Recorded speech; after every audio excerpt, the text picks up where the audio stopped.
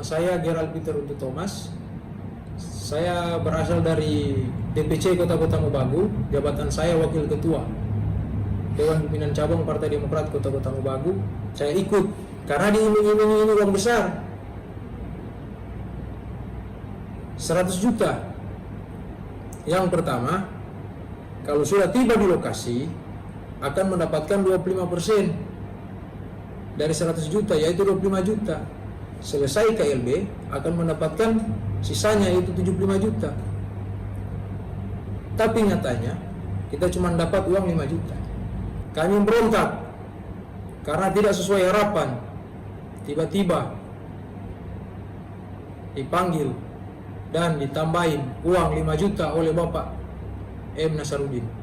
Saya tidak terima sama sekali karena saya sudah berkorban.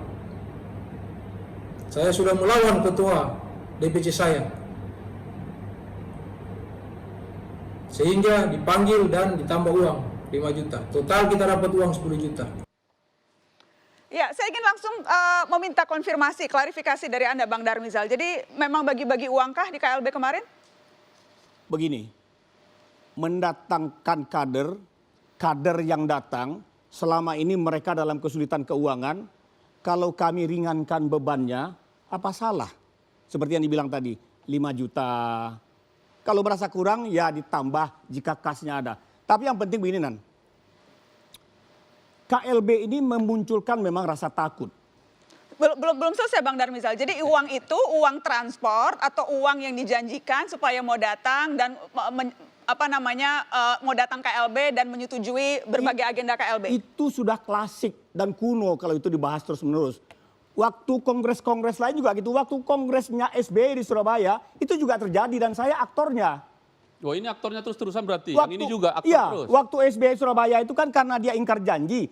Tidak akan lagi maju di kongres tahun 2015 dan itu sampaikan waktu KLB-nya Anas. Gitu loh. Dan itu bukan money politik?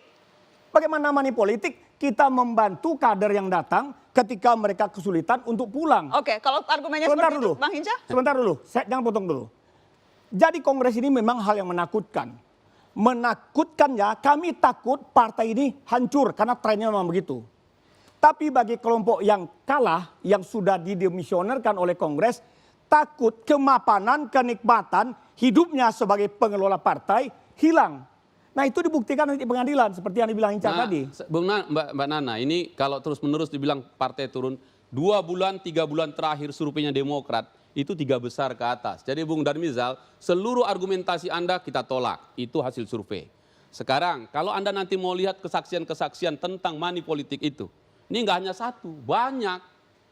Jadi bukan untuk uang ongkos pulang, memang karena dijanjikan 100 juta itu. Karena itulah kami dari awal bilang, Demokrat not for sale. Jangan kau perjualbelikan dengan orang luar dari partai ini. Itu yang kita marah. Kalau ada yang kurang baik di dalam rumah, kita bicara baik-baik. Kenapa Anda bawa orang dari luar? Orang dari luar maksud Anda? KSP Muldoko. Kan dari awal kami kan sudah kasih tahu konferensi pers itu. Kami dianggap, ini baperan. Sekarang terbukti. Dia bilang saya nggak akan terlibat, nggak ikut tahu menau. Tiba-tiba ikut. Padahal kalau main bola, jangankan daftar pemain, daftar cadangan pun tidak. Tiba-tiba ambil piala. Bagaimana itu? Itu persoalan kita etikanya. Karena itu saya di Dewan Kehormatan kepada teman-teman saya katakan, ini telah mengancam kehormatan dan kedaulatan partai. Nah, apa hukumnya? Di mana-mana ada hukum organisasi. Oke. Karena itu kita katakan, ya kita tolak semua yang disampaikan oleh Bung Darmizal. Tadi Anda katakan kader eksternal yang jelas KLB Partai Demokrat teman-teman memang memunculkan sejumlah drama. Salah satunya isu apakah memang ada lobby-lobby pihak eksternal untuk mendukung KLB. Dan salah satu nama yang sempat mengaku didekati di lobi untuk terlibat dalam KLB Partai Demokrat adalah mantan Panglima TNI Gatot Nurmantio. Saya sudah terhubung dengan Pak Gatot. Selamat malam Pak Gatot. Selamat malam, Assalamualaikum warahmatullahi wabarakatuh, Mbak Nana. Waalaikumsalam, Pak Gatot, saya mau langsung to the point. Jadi siapa yang menawarkan Anda untuk terlibat dan kemudian sampai sejauh menjadi calon ketua umum Partai Demokrat? Mohon maaf, Mbak Nana, sekali lagi saya harus merahasiakan nama ini karena diminta oleh yang bersangkutan juga pada saat menyampaikan kepada saya. Jadi itu janji saya. Begitu Mbak Nana. Tapi orang ini jelas kader Partai Demokrat yang memang menawarkan. Kok berani-beraninya nawarin Panglima TNI jadi calon ketua? Orang ini adalah yang ikut sama-sama membangun Partai Demokrat, kemudian bersama-sama membantu Pak SBY.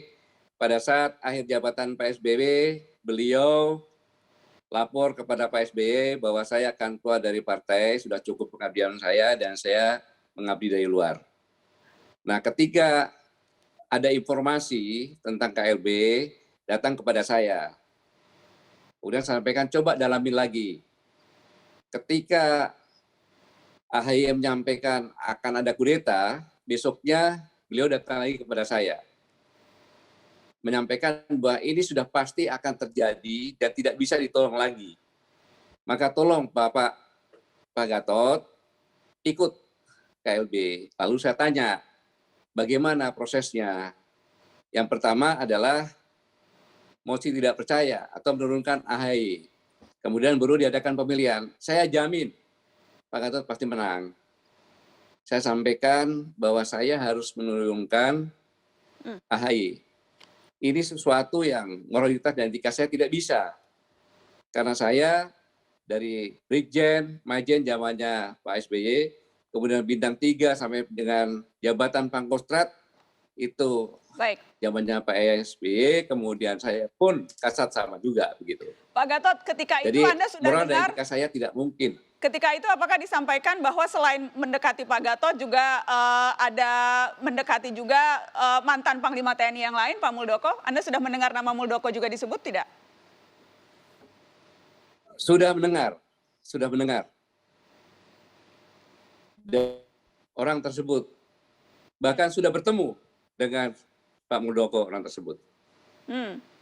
Dan ketika itu memang Pak Gatot memang langsung menolak begitu dan kemudian apakah terkejut ketika melihat situasi perkembangan yang kemudian akhirnya Pak Muldoko yang menjadi ketua sekarang? Sama sekali saya tidak terkejut. Karena saya sudah diskusi sama beliau tersebut dan semua apa yang disampaikan itu persis terjadi. Makanya pada saat saya diwawancara oleh Bang Fajar, itu kan belum terjadi. Saya sampaikan seperti itu. Baik. Saya ingin Bang Darmizal menanggapi. Apakah jadi Anda dan teman-teman mendekati banyak pihak eksternal begitu, Pak Gatot didekati, tapi kemudian yang nyantol Pak Muldoko? Saya hanya tertawa. Yang pertama Pak Gatot tidak menyebutkan siapa orangnya. Tapi nggak apa-apa lah, itu multitafsir juga ya. Namun apa yang disampaikan Pak Gatot ini agak berbeda dengan perilaku SBY. Pak Gatot merasa sungkan ketika dia seolah-olah pangkatnya dibantu oleh SBY untuk naik-naik. Kalau itu menjadi acuan kita, seperti yang dibilang oleh kader kami kemarin, alangkah seperti apa tangisnya Bu Megawati tahun 2004. Ketika orang yang digadang-gadang oleh beliau dan menjadi Menko Polhukam ditanya di dalam sidang ini, apakah ada di antara kalian yang mau maju sebagai calon presiden 2004? Siapa yang jawab tidak? Bukan rahasia lagi. Dan ketika ditanya oleh Tempo, benar kan?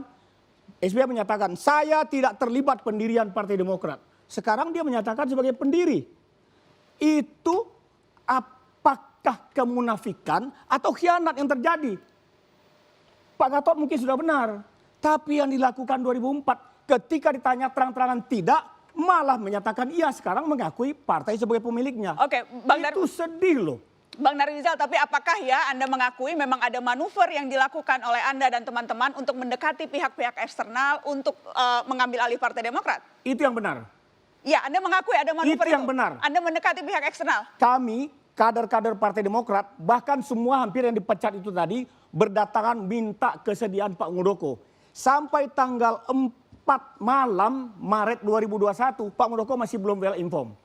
Tanggal 5 ketika selesai sholat Jumat, baru beliau merasakan ini adalah satu amanah yang mesti saya jawab. Itu kira-kira. Saya ingin Dan itu pasti bukan kira-kira. Jadi bagaimana Anda melihatnya ya? Mendekati Pak Gatot, kemudian mendekati Pak Muldoko. Pertama-tama saya agak kaget juga Bung Darmizal ini lupa kacang akan kulitnya memojokkan Pak SBY begitu rupa. Tapi ya sudahlah, kita maafkan saja. Kalau dia mendekati orang luar tadi, itulah yang aku sebut. Kalau Anda merasa rumah ini ada yang kurang, mengapa membawa-bawa orang luar? Datanglah di rumah kita baik-baik. Ini nggak pernah datang, tidak pernah bicara. Bahkan waktu kemarin Pilpres dia tinggalkan juga. Sekarang balik lagi, ada yang sudah keluar, datang lagi ngaku-ngaku. Jadi ada soal yang paling besar di sini adalah soal demokrasi kita yang kita bangun ini menjadi terancam karena pihak luar itu. Jadi berbeda kalau selalu dikatakan, misalnya Pak Mahfud juga bilang bahwa, oh ini dulu juga begitu. Beda, kalau dulu itu internal. Kalau ini ada unsur eksternalnya. Itulah kenapa kami lawan mati-matian. Begitu kami kasih konferensi pers waktu itu, semua bilang baper, baper, baper. Nyatanya, faktanya itu yang terjadi. Nah, kalau begitu caranya, saya kira melanggar etika, melanggar moral kita berdemokrasi. Itu soal kita. Karena itu, Bung Darmizal, tidak usahlah memojok-mojokkan, membusuk-busukkan Pak SBY seperti itu. Kalau memang Anda menemukan sesuatu cara yang terbaik Anda lakukan baik-baik. Jangan caranya membawa dari luar tadi. Apa kata kader-kader kita kalau begini caranya? Oke, Begitu. saya ingin lempar ke Pak Gatot sebelum saya break lagi. Pak Gatot, jadi kalau menurut Anda, penilaian Anda, konflik yang terjadi di Demokrat ini karena Anda sejak awal tadi Anda katakan pernah didekati dan sebagainya. Jadi perspektif Anda melihat konflik ini seperti apa? Begini, dalam menanggapi masalah KLB Partai Demokrat yang kita tahu juga bersama-sama melibatkan mantan Panglima TNI, saya lebih ingin berbicara ke depan, mengajak siapapun mantan prajurit TNI yang ingin melanjutkan pengabdian melalui bidang politik, mari bersama-sama kita landasinya dengan etika dan kehormatan prajurit. Etika politik yang berkepribadian. Menurut Anda Pak Muldoko melanggar itu, Pak Gatot?